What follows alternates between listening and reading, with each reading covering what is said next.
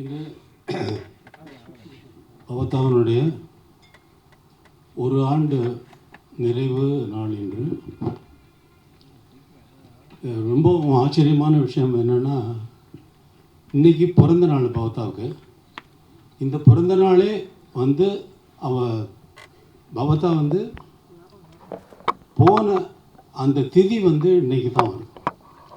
திதியும் பிறந்த நாளும் ஒன்றாக வருவது என்பது யாருக்கும் நடந்ததில்லை. இது மிகவும் ஆத்மா சாந்தி அடைந்திருக்கிறது என்பதற்கு இது ஒரு நல்ல உதாரணமாக நான் இங்கே குறிப்பிட விரும்புகிறேன். கடைசியாக இசையமைத்த திரைப்படத்தின் வெளியீட்டு விழா இங்கேயே நடக்க வேண்டும் என்று தயாரிப்பாளர்கள் வேண்டிக் கொண்டதற்கு இணங்க இங்கே அதற்கு நான் அனுமதி கொடுத்தேன். இங்கே அந்த விழா நடந்து முடிந்தது. இனி பவதா பாடிய பாடல்கள் அனைத்தையும் என்னுடைய இசைக்குழுவினர்கள் இங்கே பாடவிருக்கிறார்கள்.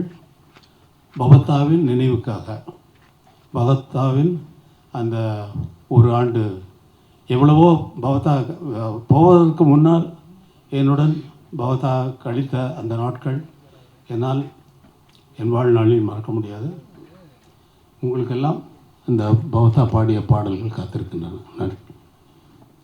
வேறு நீ எதுவும் பேசுகிற? நீ படத்தை பற்றி, படத்தில் பாட்டெல்லாம் எழுதியிருக்கில்ல பவதா?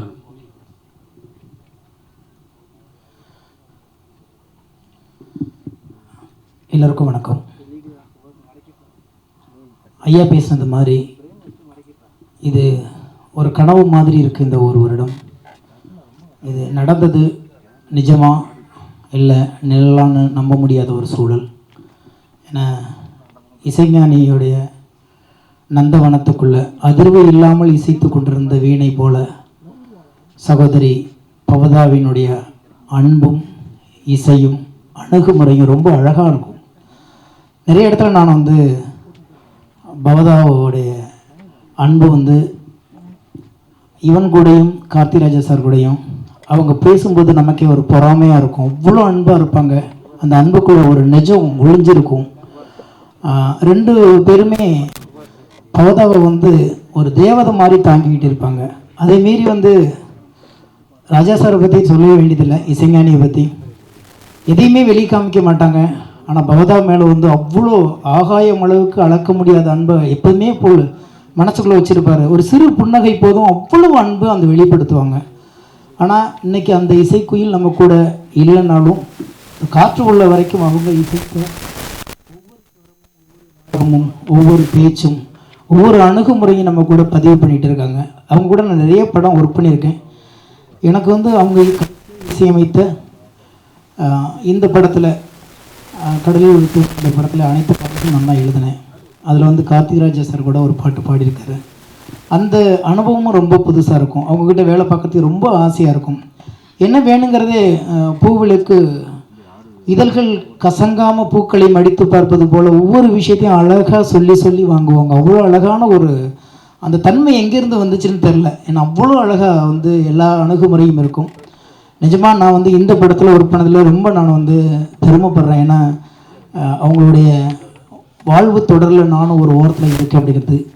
இந்த படத்தை தயாரிக்கிறதுக்காண்டி லண்டன்லேருந்து அந்த தயாரிப்பாளர் மீளாவாக இருக்கட்டும், இந்த படத்தோட இசையமைப்பு இயக்குனர் ஈசனாக இருக்கட்டும், அவ்வளோ நேசித்து தான் பவதாவை இந்த படத்துக்கு இசையமைக்க வச்சாங்க. அவங்களும் அந்தளவுக்கு ஈடுபாடோடு இந்த படத்தில் பண்ணியிருக்காங்க. இந்த படத்தோடைய நிச்சயமாக நாங்கள் வெறும் விழாவாக எடுக்கணும்னு ரொம்ப கனவு கண்டிருந்தோம். ஆனால் அவர் இருந்து எடுக்க வேண்டிய விழாவை ஐயா இசைஞானியோடு எடுக்க வேண்டிய ஒரு சூழல் அமைந்ததற்கு நாங்கள் ஒரு பக்கம் நாங்கள் பெருமைப்பட்டாலும் அவரும் இந்த மேடையில் இருந்திருந்தால் இன்னும் ஒரு மிகப்பெரிய மகிழ்ச்சி கடலாக இதுங்க தவழ்ந்திருக்குங்கிற நம்பிக்கை எங்களுக்கெல்லாம் இருக்குது. எனவே ஐயா சொன்னது போல் காற்று உள்ள வரைக்கும் பவதாவுடைய இசையும் குரலும் அன்பும் பரிவும் எங்குமே பரவி நிரம்பியிருக்கும். ஏன்னா மறக்க முடியாத ஒரு குரல் அது. யாராலையும் மறக்க முடியாது. இனி ஒரு பவதா இங்கே வருவாங்களா அந்த மாதிரி ஒரு குரலோடு அப்படின்னா தெரியாது. அது பெரிய வரம். அது 1000 இல்லை, லட்சம் இல்லை, 1 கோடி பேர் பண்ணலாம். ஆனால் பவதாவுடைய குரலை யாராலையும் திருப்பி தர முடியாது. அவ்வளோ அபூர்வமான ஒரு குரல், கேட்கும் பொழுதே அவ்வளோ ஆசையாக இருக்கும். அப்படியே வந்து தென்றலுக்கு தலை சீவி விட்டது மாதிரி ஒரு சுகம் இருக்கும். அதிலிருந்து பேசாத ஒரு வீணையின் நரம்பை மாதிரி இருக்கும் அவங்க வார்த்தைகள் எல்லாமே. ஏன்னா அவங்க கூட இருந்து பழகி பார்த்தா தான் தெரியும். எனவே எங்கிருந்தாலும் அன்பு சகோதரியுடைய ஆத்மா ஐயா சொன்னது மாதிரி நம்ம கூட தான் இருந்துக்கிட்டே இருக்கும், இசையாகவும் அன்பாகவும் இருக்கும். இந்த மேடையில் எனக்கு ஒரு சின்ன வாய்ப்பு கிடைத்ததற்கு நான் தான் ரொம்ப இந்த நேரத்தில் வந்து எல்லாத்துக்குமே நன்றி சொல்ல வேண்டியிருக்குது. புயலில் ஒரு தோணி திரைப்படம் நிச்சயமாக மிகப்பெரிய வெற்றி அடையும்.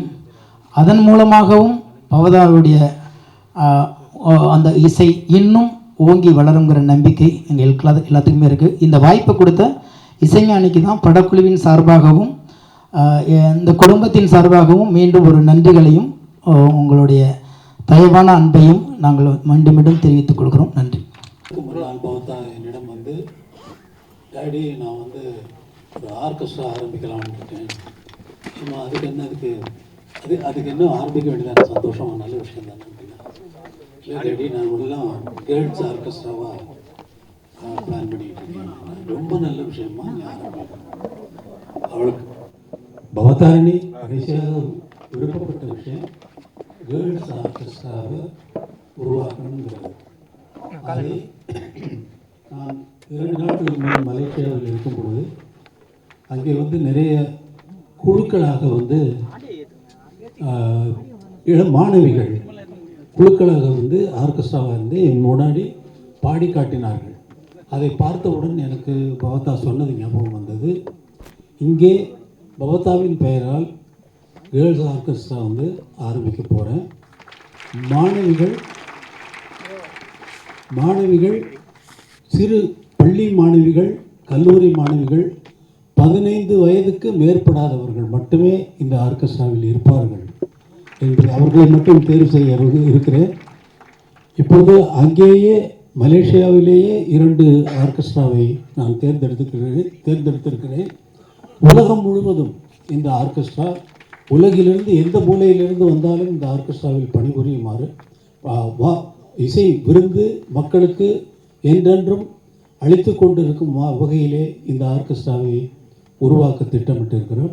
அது சரியான நாள் வருகின்ற நேரத்திலே நான் அறிவிப்பேன். மாணவிகள் தங்கள் பெயரும் தொடர்பு கொள்ள வேண்டிய முகவரியும் வந்து ஆடிஷன் கொடுத்து அதிலே தேர்ந்தெடுக்கப்பட்டு தான் இந்த ஆர்கெஸ்ட்ரா உருவாகும். மிகவும் சிறந்த முறையிலே பவதாவின் பெயர் என்றென்றும் நிலைத்திருக்கும் வகையிலே இந்த இசைக்குழு தொடங்கி உலகம் முழுவதும் பரவும் என்று நான் மிகவும் நம்பிக்கையோடு ஆண்டவனை வேண்டிக் கொண்டு இதை ஆரம்பிக்கிறேன், இங்கே அறிவிக்கிறேன் முதலாக. நன்றி, வணக்கம். நர்வஸாக இருப்பா. அதாவது வீட்டில் அவளுக்கு உண்மையிலேயே மியூசிக் டைரக்டர் ஆகணும்னு ஆசை, எனக்கு டைரக்டர் ஆகணும்னு ஆசை.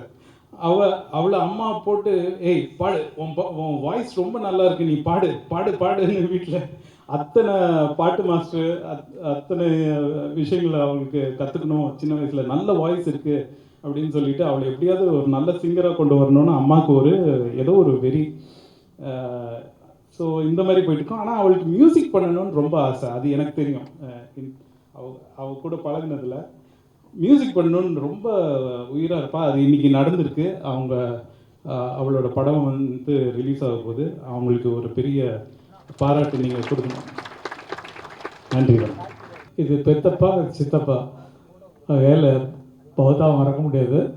அவங்க மியூசிக் பண்ணுறதுல ஒரு பாட்டு எழுதினேன், பாரதி ராஜா படத்துக்கு மியூசிக் பண்ணாங்க, அதுக்கு ஒரு பாட்டு எழுதியிருக்காங்கிறத சம்மந்தப்படுத்திருக்கேன். அந்த ஊர்ல சம்மந்தம் அது பாட்டு இப்போ வேட்சாரம் இல்லை. இருந்தாலும் நானும் சேர்ந்துருக்கிறேங்கிறது உண்மை உலகத்துக்கு தெரியும். இருந்தாலும் இசையிலும் இணைந்திருக்கிறேன் அப்படிங்கிறது ரொம்ப சந்தோஷம். சாங்ஸ் பாடலாமா? என்ன பாட்டு பாடலாம்? நீங்களும் சேர்ந்து பாடினீங்கன்னா நல்லாயிருக்கும். மயில் போல பாடியாச்சு. காற்றில் வரும் கீதமேவா டேடி ஆரம்பிச்சு வைங்க. கண்ணனையும் அறிய முடியாது, இசையையும் அறிய முடியாது. பாட்டு எழுதும் பொழுது ஃபஸ்ட் லைனை கொடுத்துட்டு தான் வாலி சார் வந்து இந்த காற்றில் வரும் கீதமே, அதாவது கண்ணனுடைய குழலிலிருந்து வரக்கூடிய, அவனே வாசிக்கக்கூடிய கீதமாக இருக்கக்கூடிய அந்த கீதம் காற்றிலிருந்து வர்றதுனால, காற்றில் வரும் கீதமே நீ கண்ணனை அறிவாயா, அவன் தான் உன்னை ஊதுறான், இருந்தாலும் நீ கண்ணனை அறிவாயா, அவன் வாய் குழலில் அழகாக அமுதம் ததும்பும் இசையாக மலர்ந்தாய் நடந்தாய் அலைபோல் மிதந்து காற்றில் வரும் கீதமே நீ கண்ணனை அறிவாயா. சிவபெருமான் பிறையில் நிலா இருக்குது, அந்த ஒளி சிவனை காட்டிடுமா? அதே போல் காற்றில் வரும் கீதம் கண்ணனை அறிய முடியாது. கண்ணன் தான் ஊதுகிறார். கண்ணனின் வாயிலிருந்து ஊதக்கூடிய அந்த குழலிலிருந்து வரக்கூடிய அந்த இசையை பார்த்து கேட்கின்ற பாடலாக இந்த பாடல் ஃபாசிலுக்காக அமைந்தது. இந்த திரை சம்பந்தமாக எதுவும் பேசக்கூடாதுன்னு நினச்சிருந்தேன். பட் இந்த பாட்டுனால நான் பேச வேண்டியதாகி போச்சு. நன்றி. பபதாவின் நினைவு நாளில் கலந்து கொண்ட உங்கள் அனைவருக்கும் என்னுடைய நன்றி. நன்றி, வணக்கம்.